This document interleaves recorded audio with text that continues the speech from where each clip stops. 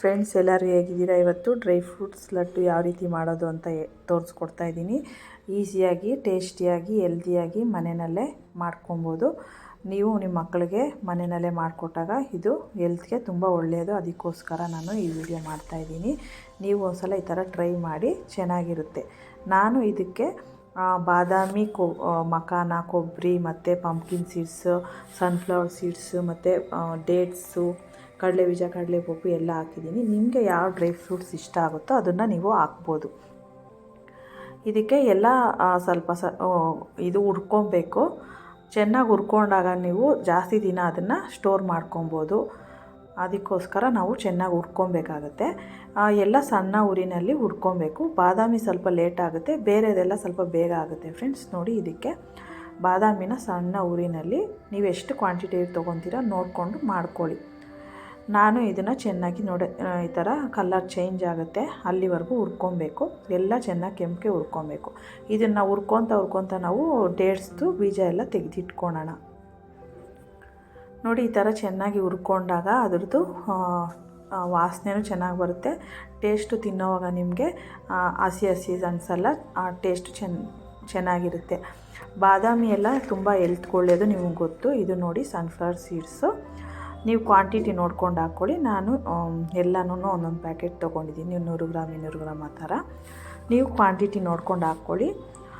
ನೋಡಿ, ಇದನ್ನು ಚೆನ್ನಾಗಿ ಎಲ್ಲನೂ ಕೆಂಪುಗೆ ಹುರ್ಕೊಬೇಕಾಗುತ್ತೆ. ಇದು ಸ್ವಲ್ಪ ಇಷ್ಟೇ ಫ್ರೆಂಡ್ಸ್, ಚೆನ್ನಾಗಿ ಕೆಂಪು ಹುರ್ಕೊಳೋದೇ ಒಂದು ಇಷ್ಟೇ ಪ್ರೋಸೆಸ್ಸು ಬೇಕು. ಅದನ್ನು ಮಿಕ್ಸಿಗೆ ಹಾಕ್ಕೊಂಡು ಚೆನ್ನಾಗಿ ಉಂಡೆ ಮಾಡೋದಷ್ಟೇ. ಇದೆಲ್ಲ ಹುರ್ಕೊಳೋದೇ ಒಂದು ಹಾಫ್ ಆನ್ ಅವರಿಂದ 1 ಅವರ್ ಆಗುತ್ತೆ, ಸಣ್ಣ ಉರಿನಲ್ಲಿ ಮಾಡಬೇಕಲ್ಲ. ಕಡಲೆಪಪ್ಪು ಎಲ್ಲ ನಾವು ಕಡಲೆ ಬೀಜ ಎಲ್ಲ ಹಾಕೋದ್ರಿಂದ ಕ್ವಾಂಟಿಟಿನೂ ಜಾಸ್ತಿ ಆಗುತ್ತೆ. ಇದನ್ನು ಎಲ್ಲ ಒಳ್ಳೆಯದಾಗಿರೋದ್ರಿಂದ ನಾವು ಹಾಕ್ಕೊಬೋದು. ನಿಮಗೆ ಬೇಡ ಕಡಲೆಪಪ್ಪು, ಕಡಲೆ ಬೀಜ ಅಂದರೆ ಸ್ಕಿಪ್ ಮಾಡ್ಕೊಳ್ಳಿ, ಬರೀ ಡ್ರೈ ಫ್ರೂಟ್ಸ್ ಹಾಕ್ಕೊಬೋದು. ನೋಡಿ, ಇವಾಗ ಕಡಲೆಪಪ್ಪುನ ಚೆನ್ನಾಗಿ ಹುರ್ಕೊಳ್ಳಿ. ನೆಕ್ಸ್ಟು ಇದನ್ನು ಆದಮೇಲೆ ನಾನು ಕಡಲೆ ಬೀಜನೂ ಎಲ್ಲ ಹುರ್ಕೊಬೇಕು. ನೋಡಿ, ಇದು ಚೆನ್ನಾಗಿ ಕೆಂಪಾಗಿದೆ. ಎಲ್ಲ ಸ್ವಲ್ಪ ಸಪ್ರೇಟ್ ಹಾಕ್ಕೊಳ್ಳಿ. ಬೇಗ ತಣ್ಣಗಾಗಬೇಕು. ತಣ್ಣಗಾದ್ಮೇಲೆ ಮಿಕ್ಸಿಗೆ ಹಾಕ್ಕೊಬೇಕಾಗುತ್ತೆ. ನೋಡಿ, ಈಗ ಇದು ಪಂಪ್ಕಿನ್ ಸೀಡ್ಸು. ಇದನ್ನು ಚೆನ್ನಾಗಿ ಹುರ್ಕೊಳ್ಳಿ. ಎಲ್ಲ ಚೆನ್ನಾಗಿ ಹುರ್ಕೊಬೇಕು. ಹಾಗೆ ನಾನು ಖರ್ಜೂರ ಎಲ್ಲ ಇದನ್ನು ಬೀಜ ಎಲ್ಲ ಬಿಡಿಸ್ಬಿಟ್ಟು ಇಟ್ಕೊಂಡಿದ್ದೀನಿ. ಎಳ್ಳು ಸ್ವಲ್ಪ ಹಾಕ್ಕೊಳ್ಳಿ. ಎಳ್ಳು ಹಾಕೋದ್ರಿಂದನೂ ತುಂಬ ಒಳ್ಳೆಯದು. ಇದು ಡ್ರೈ ಫ್ರೂಟ್ಸ್ ಲಡ್ಡು ಇದೆಯಲ್ಲ ಫ್ರೆಂಡ್ಸ್, ಇದು ನಮಗೆ ಎನರ್ಜಿ ಬೂಸ್ಟಿಂಗ್ ಆಗಿರುತ್ತೆ.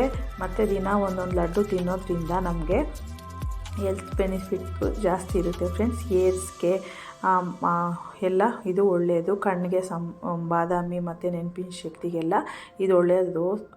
ಒಳ್ಳೆ ನ್ಯೂಟ್ರಿಯೆಂಟ್ಸ್ ಇರೋದ್ರಿಂದ ಡ್ರೈ ಫ್ರೂಟ್ಸ್ ತಿನ್ನೋದ್ರಿಂದ ನಮ್ಗೆ ಗೊತ್ತಲ್ವ ಎಷ್ಟು ಒಳ್ಳೆಯದಂತ. ಇದಕ್ಕೆ ನಾವು ಡೇಟ್ಸ್ ಯೂಸ್ ಮಾಡೋದ್ರಿಂದ ಸ್ವೀಟ್ನೆಸ್ ಅದರಿಂದನೇ ಬರುತ್ತೆ. ನಾವು ಯಾವುದೇ ಇನ್ಸ್ಟೆಂಟ್ ಇದು ಶುಗರು ಮತ್ತು ಜಾಗ್ರಿ ಏನು ಯೂಸ್ ಮಾಡೋದಿಲ್ಲ. ಬೆಲ್ಲ ಬೇಕಾದ್ರೆ ನೀವು ಬೆಲ್ಲ ಹಾಕ್ಕೊತೀನಿ ಅಂದರೆ ಫ್ರೆಂಡ್ಸ್, ಇದು ಪಾಕ ಮಾಡಿಬಿಟ್ಟು ಉಯ್ಕೊಂಡು ಉಂಡೆ ಮಾಡಬೇಕಾಗಿದೆ. ಜಾಸ್ತಿ ಹಿಡಿಯುತ್ತೆ ಫ್ರೆಂಡ್ಸ್ ಬೆಲ್ಲ ಹಾಕ್ಕೊಂಡಾಗ.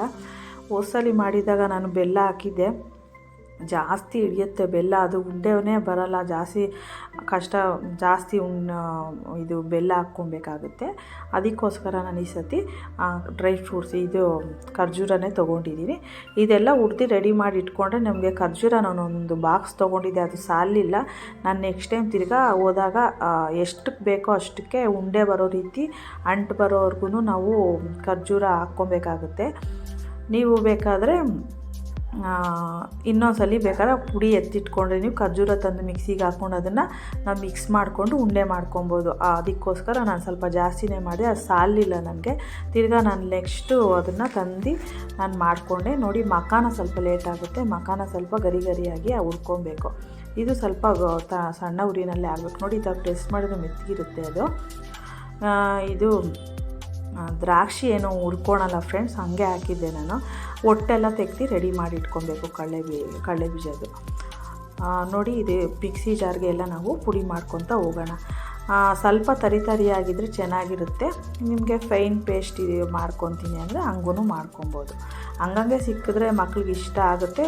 ಅವರು ಚಿಕ್ಕ ಮಕ್ಕಳಿದ್ರೆ ಸ್ವಲ್ಪ ಪುಡಿ ನೋಡ್ಕೊಂಡು ಮಾಡ್ಕೊಳ್ಳಿ.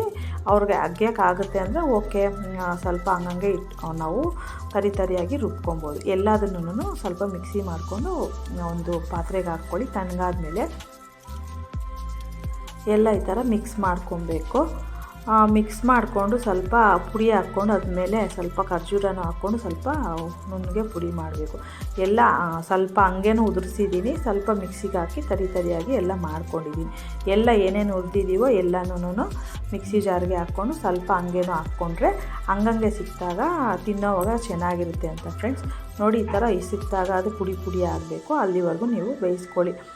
ಮಖಾನ ಬೇಡ ಅಂದರೆ ನಿಮಗೆ ನಾವು ಸ್ಕಿಪ್ ಮಾಡ್ಕೊಬೋದು. ಕೊಬ್ಬರಿ ಎಲ್ಲ ಹಾಕೋದ್ರಿಂದ ಟೇಸ್ಟ್ ಸೂಪರಾಗಿರುತ್ತೆ.